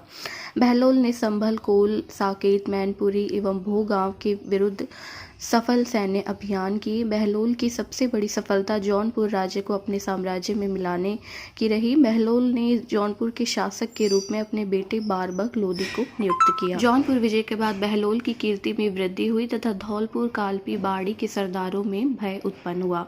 उन्होंने अधीनता स्वीकारने के साथ साथ बहलोल लोदी को नजराना भी दिया। उसने बहलोली नामक चांदी का सिक्का चलाया जो अकबर के पहले तक उत्तरी भारत में विनिमय का साधन बना रहा।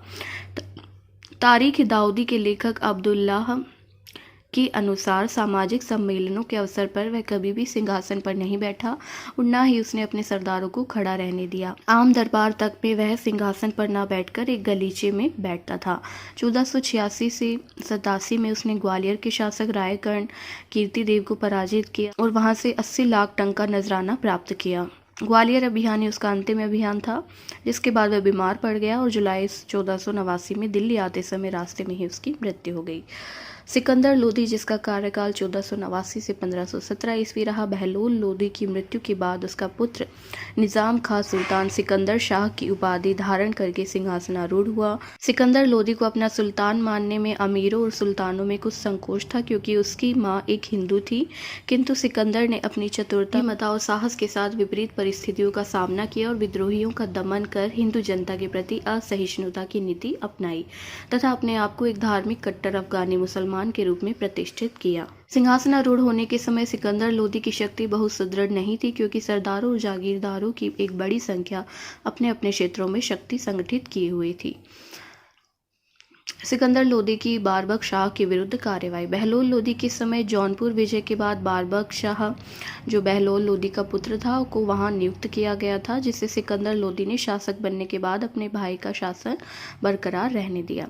बारबक शाह एक अयोग्य सेनानायक और विलासी व्यक्ति था। जब जौनपुर में पूर्ववर्ती विस्थापित शर्की शासक हुसैन शाह के समर्थकों ने विद्रोह किया तो बारबक उसे दबाने में असफल रहा। विद्रोह पर सफलता न प्राप्त करने पर 1492 ईस्वी में सिकंदर लोदी ने बारबक को अपदस्थ कर जौनपुर को दिल्ली सल्तनत में मिला लिया। सिकंदर ने बहलोल के अपनाए अफगानी राजत्व सिद्धांत को त्याग कर स्वयं को सुल्तान घोषित किया तथा अफगान सरदारों को उसने अपना अधीनस्थ माना। सिकंदर लोदी का कथन था कि यदि मैं अपने गुलाम को भी पालकी पर बैठा लूं तो मेरे एक आदेश पर ये सरदार उसे कंधों पर उठा लेंगे।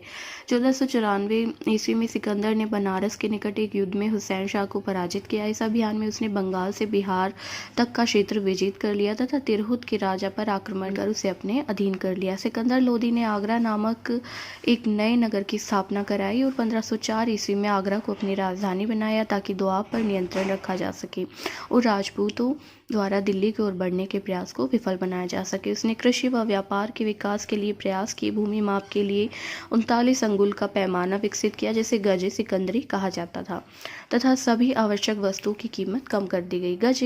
गज के वास्तविक लंबाई में विद्वानों में मतभेद है, फिर भी आमतौर पर यह 30 से 33 इंच के बीच रहा होगा।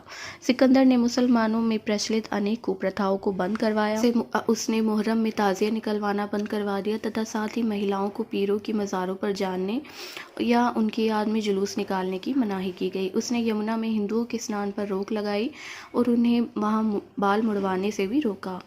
वह फारसी भाषा का जानकार था और फारसी में गुल रुखी उपनाम से कविताएं लिखता था। सिकंदर लोदी ललित कलाओं को अत्यधिक पसंद करता था। गायन व शहनाई में उसकी रुचि थी। उसके काल में एक संगीत से संबंधित ग्रंथ लज्जत सिकंदर शाही की रचना हुई। उसके शासनकाल में कई संस्कृत ग्रंथों का अनुवाद हुआ। आयुर्वेद पर औषधि की अनुवादित पुस्तक को फरहांग सिकंदरी नाम से जाना गया। सिकंदर का वजीर मियाँ भुआ प्रतिष्ठित विद्वान था जिसने तिब्बत सिकंदरी नामक औषधि ग्रंथ की रचना की। सिकंदर लोदी की मृत्यु 1517 ईस्वी में गले की बीमारी के कारण हुई। इसके बाद इब्राहिम लोदी शासक बना जिसका कार्यकाल 1517 से 26 ईस्वी रहा। सिकंदर लोदी की मृत्यु के बाद उसका ज्येष्ठ पुत्र इब्राहिम लोदी 1517 ईस्वी में गद्दी पर बैठा। उसे सभी अफगान सरदारों की निर्विरोध स्वीकृति मिली थी। अब बात करते हैं इब्राहिम लोदी की। राजकुमार जलाल खां के विरुद्ध कार्यवाही। कुछ ऐसे अफगान सरदार थे जो अपने स्वार्थी हितों के कारण राज्य का विभाजन चाहते थे। वे जलाल खां को, जो इब्राहिम का छोटा भाई था, जौनपुर ले गए और वहां उसे गद्दी पर बिठाया। इब्राहिम को यह बंटवारा उचित नहीं लगा और उसने खुद को एकमात्र सुल्तान घोषित किया। उत्तराधिकार के लिए संघर्ष में जलाल खां को कैद खाने में विष देकर उसकी हत्या करवा दी। अब बात करते हैं इब्राहिम का ग्वालियर अभियान व मेवाड़ अभियान के विषय में। इब्राहिम ने सल्तनत की स्थिति मजबूत करने के लिए ग्वालियर को जीतने की योजना बनाई। 1518 ईस्वी में उसने ग्वालियर पर आक्रमण कर उसे विजेत किया और अपने राज्य में मिलाया। मेवाड़ अभियान। ग्वालियर विजय से उत्साहित होकर इब्राहिम लोदी ने मेवाड़ पर आक्रमण किया। 1517-18 में उसने खतौली के युद्ध में मेवाड़ के शासक राणा सांगा से सामना हुआ जिसमें इब्राहिम की हार हुई। पराजय का बदला लेने के लिए 1 वर्ष बाद पुनः इब्राहिम ने आक्रमण किया और धौलपुर के निकट राजपूतों से पुनः पराजित हुआ। इब्राहिम अपने सरदारों को कुचलकर अपनी सत्ता दृढ़ करना चाहता। उसने उन्हें विनम्र रखने की भरसक कोशिश की। उसने अपने पिता के समय के विश्वस्त सरदारों पर अविश्वास कर या तो उन्हें पद से हटा कर कारागार में डलवा दिया या फिर उनकी हत्या करवा दी। ऐसा माना जाता है कि इब्राहिम के इसी उद्दंड व्यवहार के कारण भारत पर बाबर के आक्रमण के समय सरदारों ने इब्राहिम का साथ छोड़ दिया, जिस कारण इब्राहिम लोदी की पराजय हुई।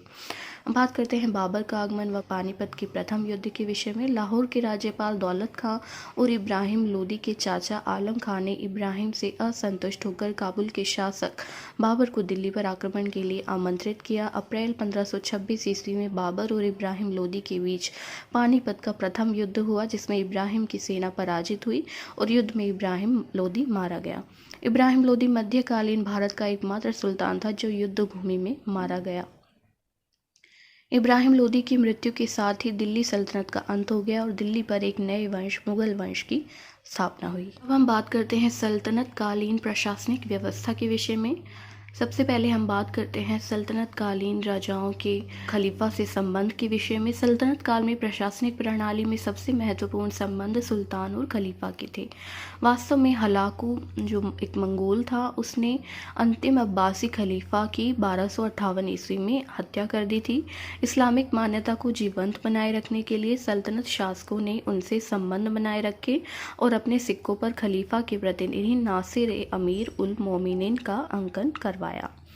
इल्तुतमिश पहला सुल्तान था जिसने खलीफा से मान्यता प्राप्त की, किंतु उसी समय खलीफा ने बंगाल के विद्रोही गयासुद्दीन ऐबाज को भी मान्यता दे दी और इल्तुतमिश ने उस पर आक्रमण करने में कोई संकोच नहीं किया। अलाउद्दीन खिलजी ने अपने आप को खलीफा का दायां हाथ अर्थात यामनी उल खिलाफत कहा। मुबारक खिलजी ने स्वयं को ही खलीफा कहकर इस परंपरा का उल्लंघन किया। प्रारंभ में मोहम्मद बिन तुगलक ने खलीफा की स्वीकृति को महत्वपूर्ण नहीं माना, किंतु बाद में उसने खिल्लत प्राप्त की और सिक्कों पर खलीफा का नाम लिखवाया।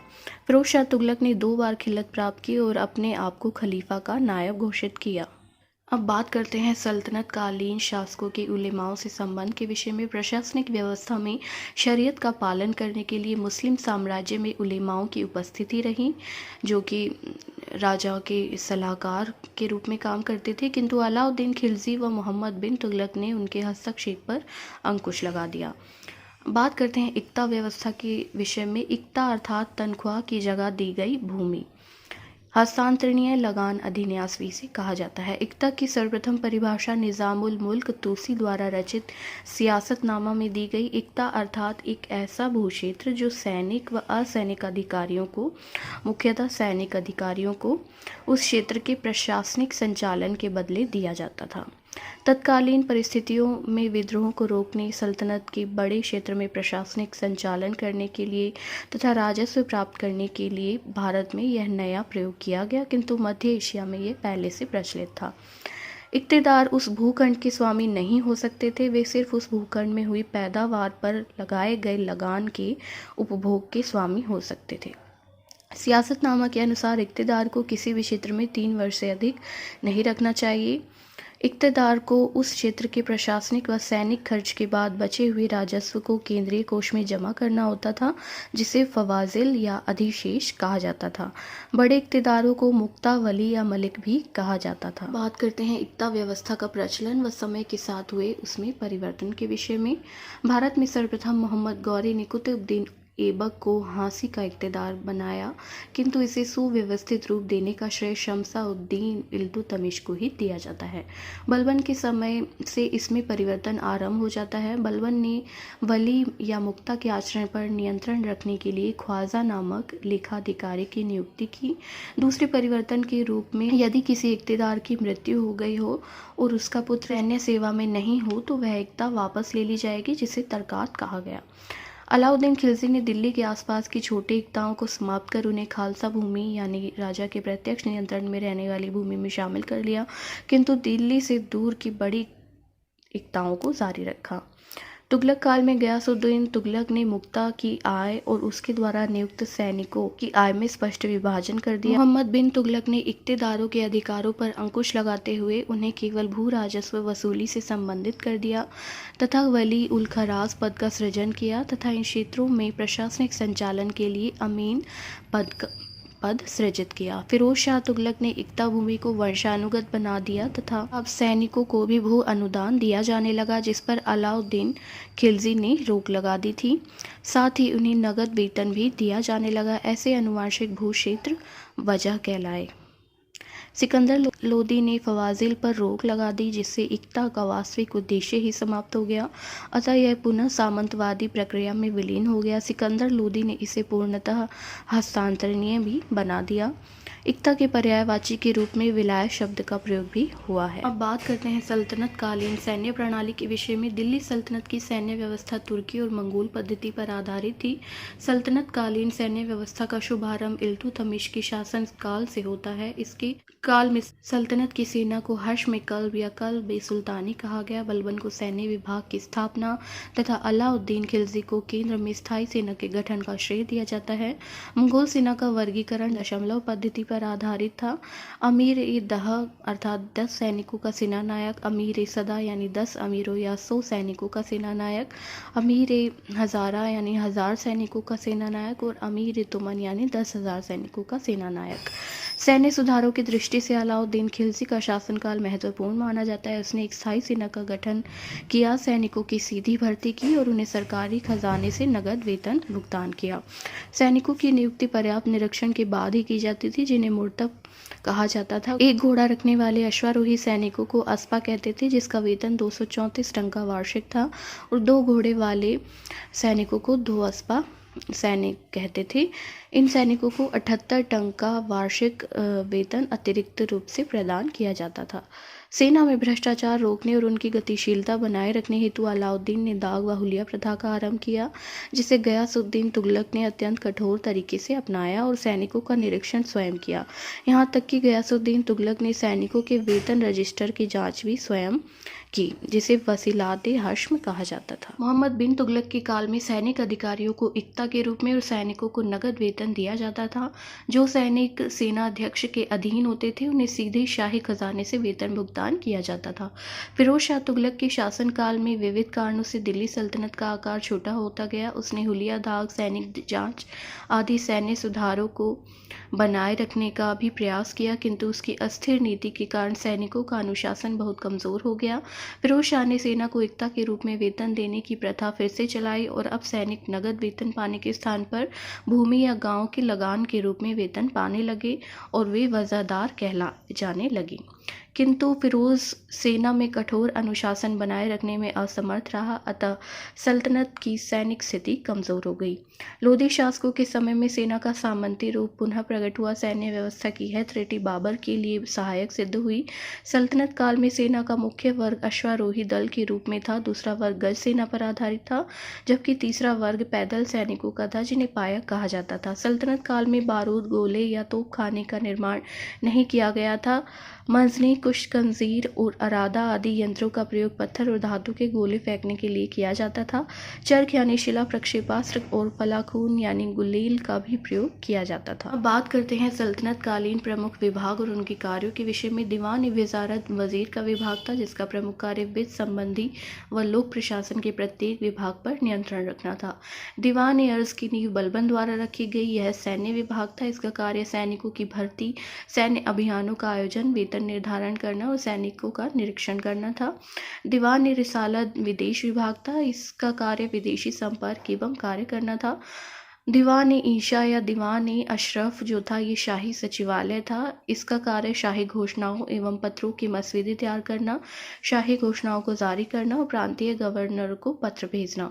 दीवान कोही की नींव मोहम्मद बिन तुगलक द्वारा डाली गई। यह एक कृषि विभाग था। इसका कार्य कृषि भूमि का विस्तार करना और मालगुजारी को सुदृढ़ करना। दीवान मुस्खराज राजस्व विभाग था, जिसकी स्थापना अलाउद्दीन खिलजी द्वारा की गई। इसका कार्य बकाया भू राजस्व की वसूली करना और राजस्व एकत्र करने वाले अधिकारियों की बकाया राशि की जांच करना। दीवान इस्तिहाक फिरोज शाह तुगलक द्वारा इसकी स्थापना की गई थी। पेंशन विभाग था। इसका कार्य अवकाश प्राप्त कर्मचारियों को वजीफा देना या सैन्य अभियानों में मृत सैनिकों के आश्रितों की मदद करना था। दीवान बंदगान, इसकी नींव फिरोज शाह तुगलक द्वारा रखी गई। यह एक दास विभाग था। इसका कार्य दासों की संख्या में वृद्धि करना और उनकी समस्याओं का समाधान करना। यह है सल्तनत काल की प्रमुख अधिकारी और उनके कार्य। अधिकारियों में आरिज़ मुबालिक, सद्र सद्र, वकील दर, बरीद मुमालिक, मुहतसिब, मुहतसर्रिफ, अमीर आखूर, कारकुन, अमीर हाजिब, अमीर बहर, अमीर तुजुक, शहनाई मंडी, कोतवाल, शहनाई पील, सरईद, जानदार।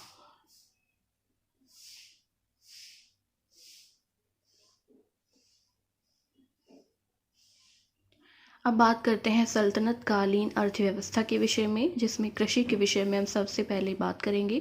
सल्तनत काल में राजस्व का प्रमुख स्रोत भू राजस्व था, जो सामान्यतः 1/5 माना जाता था, किंतु अलाउद्दीन खिलजी ने भू राजस्व आधा कर दिया। भू राजस्व के लिए गल्ला बख्शे या बटाई परंपरा प्रचलित थी, जो पिछले वर्ष की फसलों के उत्पादन के आधार पर निर्धारित होती थी, जिसे गयासुद्दीन तुगलक ने पुनः अपनाया। अलाउद्दीन खिलजी ने इसके लिए भूमि की पैमाइश यानी मसाहत को अपनाया था, जिसे प्रति बीघा उत्पादन को आधार बनाया गया था।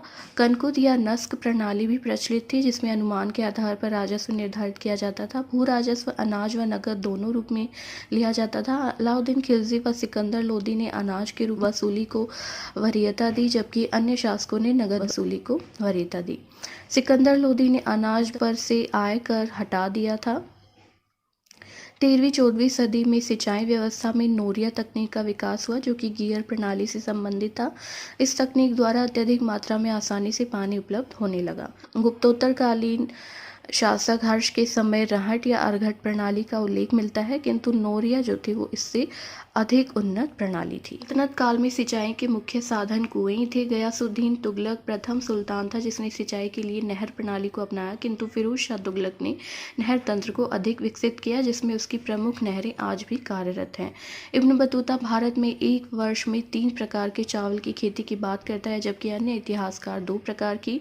दक्षिणी चीन के अतिरिक्त ऐसा कहीं नहीं होता था, यानी वर्ष में 3 प्रकार की या 2 प्रकार की फसलों का उत्पादन। उन्हें अच्छे किस्म के चावल के लिए सुरसती पश्चिमोत्तर अत्यधिक प्रसिद्ध था। रेशम के लिए खंबास क्षेत्र गुजरात में उत्पादित होता था। नमक सांभर झील से उत्पादन होता था। ऊनी शॉल कश्मीर से, और अच्छे किस्म की ऊन जो थी वो तिब्बत से आयात की जाती थी। वस्त्र उत्पादन बंगाल व गुजरात में होता था। सोनार गांव मलमल या कच्चे रेशम के लिए प्रसिद्ध था। 14वीं-15वीं सदी में भारत ने रेशम उत्पादन चीन से सीखा। सूती वस्त्र को किरपास कहा जाता था और मलमल के लिए कपड़े को गंगाजल या शबनम कहा जाता था। सूती वस्त्रों की रंगाई के लिए दिल्ली प्रमुख था। पान के पत्ते का उत्पादन धार मालवा में होता था। नील का उत्पादन बयाना भरतपुर राजस्थान व सरकीस आगरा में होता। बात करते हैं उद्योग एवं व्यापार के विषय में। तुर्क मुख्यतः नगर निवासी थे, अतः उनकी प्रशासनिक आर्थिक व्यवस्था ने नगरों के चरित्र में मात्रात्मक और गुणात्मक परिवर्तन किया। इसलिए तुर्कों के आगमन को मोहम्मद हबीब ने नगरीय क्रांति की संज्ञा दी थी। लगभग सभी प्रमुख सुल्तानों ने नए नगर बसाए। प्रौद्योगिकी के क्षेत्र में परिवर्तन इस काल में हुआ। धातु शिल्प में परिवर्तन हुआ, विशेषतः सैनिक उपयोग के लिए लौह प्रौद्योगिकी का विकास हुआ।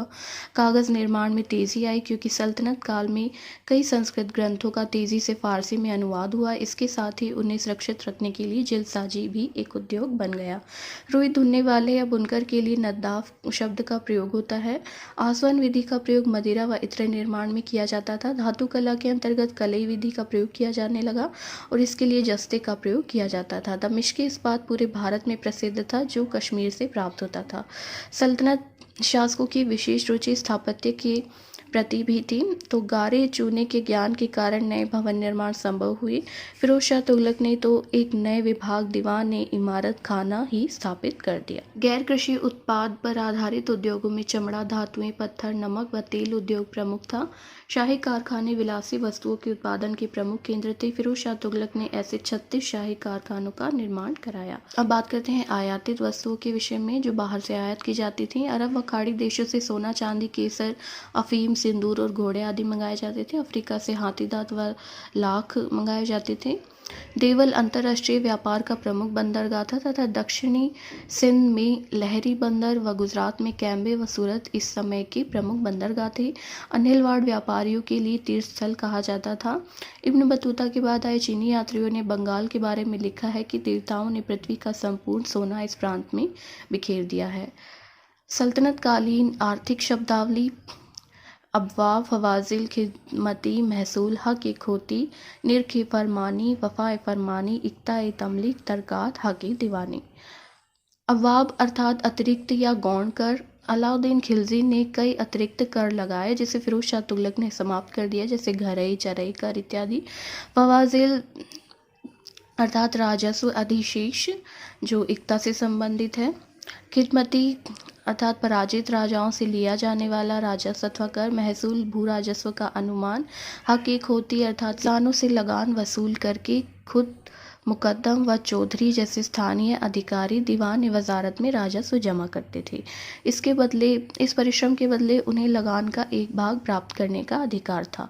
निर्ख फरमानी राज्य द्वारा घोषित मूल्य। वफा फरमानी यानी राज्य द्वारा निर्धारित पैदावार। इक्ता तमलीक अर्थात ऐसी बंजर भूमि जिसमें खाने पाई जाती थी।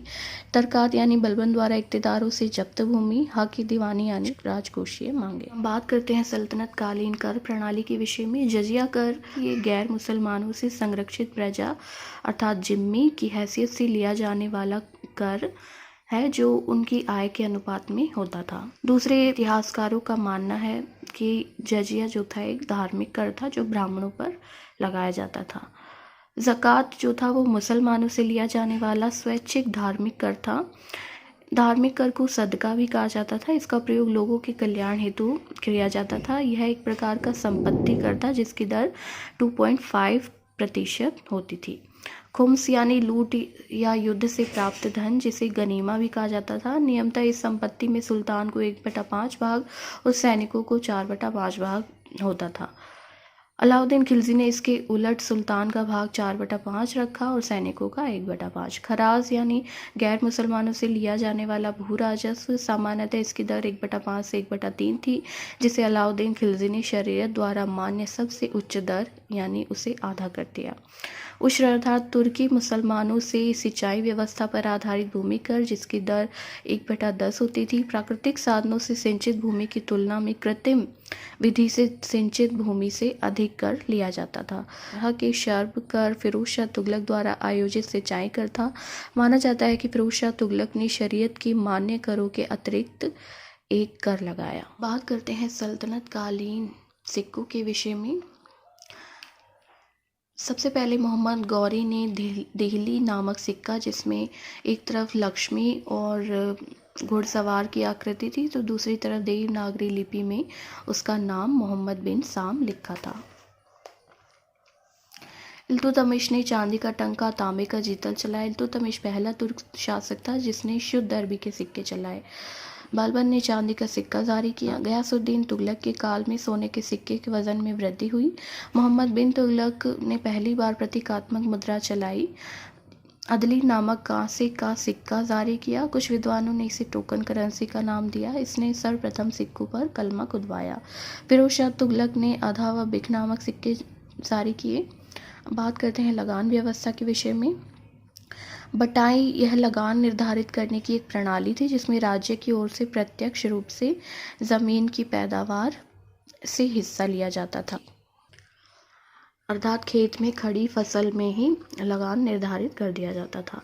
खेत बटाई, लंक बटाई व रास बटाई, ये 3 प्रकार की बटाई होती थी। खेत बटाई अर्थात खड़ी फसल में ही कर का निर्धारण कर लिया जाता था।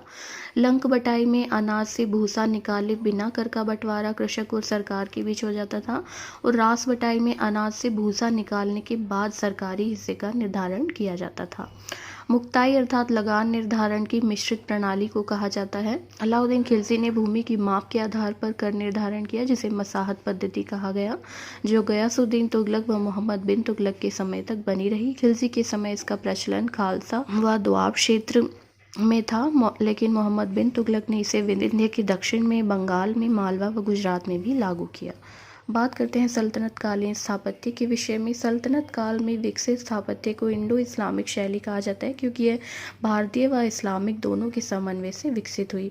इस्लामिक कला में अरबस्क विधि यानी किसी पौधे की लताओं को अनवरत रूप से प्रदर्शित करना, घेरेदार लेखन या चित्रण, और कूफी विधि यानी कुरान की आयतों का सीधा सुलेखन का प्रयोग किया गया। हिंदू स्थापत्य शहतीर व स्तंभ पद्धति पर आधारित था, जबकि इस्लामिक जो था वो मेहराब पद्धति पर आधारित था। कुषाणों के समय में भी अपवाद स्वरूप मेहराब का प्रयोग हुआ है। हिंदू विधि में खनन की हुई वस्तुओं का प्रयोग नहीं होता था, जबकि इस्लामिक विधि में इसका अधिकतम प्रयोग किया गया है। हम बात करते हैं प्रमुख शासक और उनकी स्थापत्य कला के विषय में। कुतुबुद्दीन ऐबक ने कुव्वतुल इस्लाम मस्जिद का निर्माण कराया। यह तुर्कों द्वारा निर्मित प्रथम स्थापत्य है। इसके अलावा कुतुब मीनार, 2.5 दिन का झोपड़ा, इल्तुतमिश ने सुल्तानगढ़ी का मकबरा बनवाया।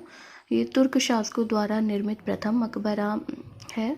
कुतुब मीनार का निर्माण इसने पूरा कराया। इल्तुतमिश का मकबरा दिल्ली और गंधक की बावली जो महरौली दिल्ली में है। बलबन ने लाल महल दिल्ली में बलबन का मकबरा, यह विशुद्ध इस्लामिक शैली में निर्मित भारत का प्रथम मकबरा है जिसमें पहली बार वैज्ञानिक पद्धति से मेहराब का निर्माण किया गया। अलाउद्दीन खिलजी ने अलाई दरवाज़ा श्रीनगर, जिसे दूसरी दिल्ली कहा जाता है, 1000 स्तंभों वाला महल जो दिल्ली में स्थित है, बनवाया। गयासुद्दीन तुगलक ने तुगलकाबाद का निर्माण कराया और गयासुद्दीन तुगलक का मकबरा बनवाया। मोहम्मद बिन तुगलक ने जहाँपनाह नगर दिल्ली में स्थापित किया। आदिलाबाद का किला दिल्ली में बनवाया। निज़ामुद्दीन औलिया का मकबरा ये भी दिल्ली में बनवाया। फिरोज शाह तुगलक ने फिरोज शाह कोटला नगर दिल्ली में खाने जहाँ तेलंगाना का मकबरा जो अष्टकोणीय मकबरे का प्रथम उदाहरण है। सिकंदर लोदी द्वारा मोट मस्जिद का निर्माण जो दिल्ली में किया गया। अब बात करते हैं सल्तनत कालीन संगीत के विषय में। कैकुकाबाद सर्वाधिक संगीत प्रेमी सुल्तान था। बरनी के अनुसार कैकुकाबाद के शासन काल में सड़कें व गलियां गायकों से भरी हुई थी। बलबन के पुत्र बुगरा खां ने गायकों एवं नर्तकों की एक संस्था का निर्माण करवाया था। भारतीय शास्त्रीय संगीत पर लिखी पुस्तक राग दर्पण का फारसी अनुवाद फिरोज शाह तुगलक के काल में किया गया। गयासुद्दीन तुगलक ने संगीत पर प्रतिबंध लगाया था। सिकंदर लोदी के शासनकाल में संगीत से संबंधित पुस्तक लज़्ज़त सिकंदरी की रचना हुई। जौनपुर के शासक हुसैन शाह शर्की को संगीत में पारंगतता हासिल थी। संगीत शिरोमणि ग्रंथ उसे ही समर्पित है और ख्याल गायकी की उत्पत्ति का श्रेय भी इसे ही दिया जाता है। दोस्तों, आज हमने आपको सल्तनत काल के प्रमुख राजवंश और उनके कार्यों के विषय में जानकारी दी। आपको अगर हमारी ये वीडियो पसंद आए तो हमारे चैनल को सब्सक्राइब करें और बेल आइकन का